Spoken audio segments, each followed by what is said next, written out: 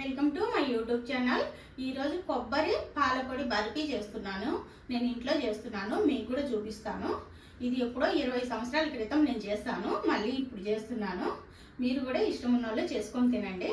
నా వీడియోలు చూస్తూ ఆదరిస్తున్నందుకు మీకు ఎంతో కృతజ్ఞతలు. మనస్ఫూర్తిగా చెప్తున్నాను, చాలా బాగా చూస్తున్నారు. ఓకే, చూద్దాం రండి. ఏమేమి కావాలో చూపిస్తాను. ముందుగా బాండీ పెట్టేద్దాం పొయ్యి మీద. చక్కెర వేసుకోవాలి. 1 కప్పు పాలపొడి తీసుకున్నాను. ఆ పాలపొడి కోసం 1 కప్పు చక్కెర తీసుకున్నాను. కొంచెం పక్కన తీసుకున్నాను. నీళ్ళు కూడా వేసుకోవాలి కొంచెము. ఈ పాకం వచ్చేలోపు పిండి కలుపుకుందాం మనం. ఇక్కడ పాలపొడి తీసుకున్నాను 1 కప్పు. నెయ్యి కూడా తీసుకున్నాను. ఈ పాలపొడిలో నెయ్యి వేసి కలుపుకోవాలి.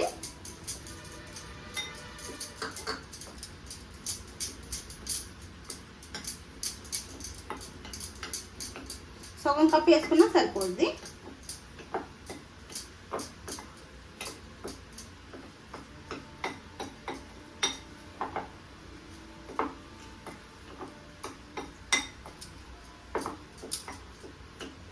ఇది నేను ఇంట్లో చేసుకున్న నెయ్యేను.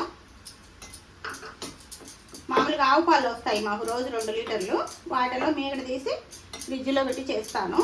షార్ట్ వీడియో కూడా పెట్టాను నెయ్యి చేసేది, అది కావాలంటే చూడండి.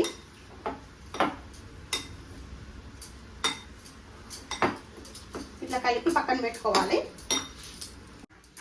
ఇటువైపు చక్కెర పాకం వచ్చేసింది.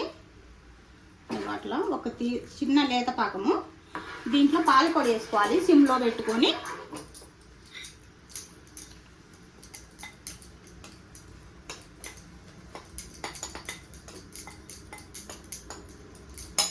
వేసిన తర్వాత ఇది మొత్తం నీట్గా కలుపుకోవాలి మెల్లిగా. సిమ్లోనే ఉంది. చాలా బాగా వస్తుంది, ఎవరు చేసినా వస్తుంది. వంట రాని వాళ్ళు కూడా, నేను ఎప్పుడో వంటలు చేయని రానప్పుడే చేస్తాను. నేషనల్లో చూసి చేస్తాను టీవీలో. చాలా బాగా వచ్చింది.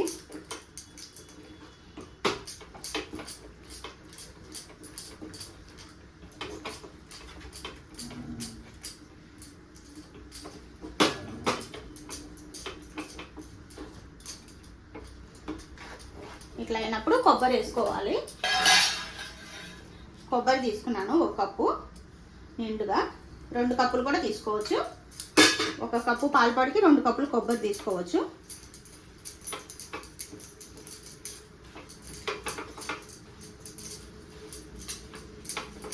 ఇది చక్కగా కలుపుకోవాలి.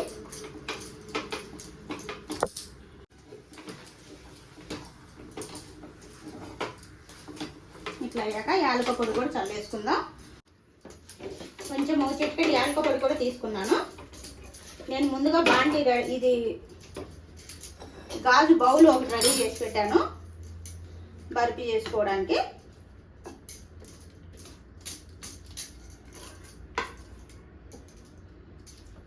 దీంట్లో వెంటనే వేసేసుకోవాలి.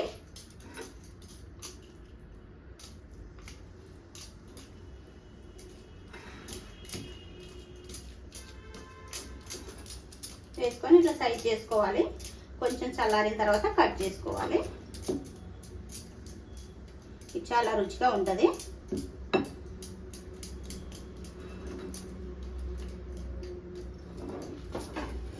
ఇది చల్లారాక చూపిస్తాను.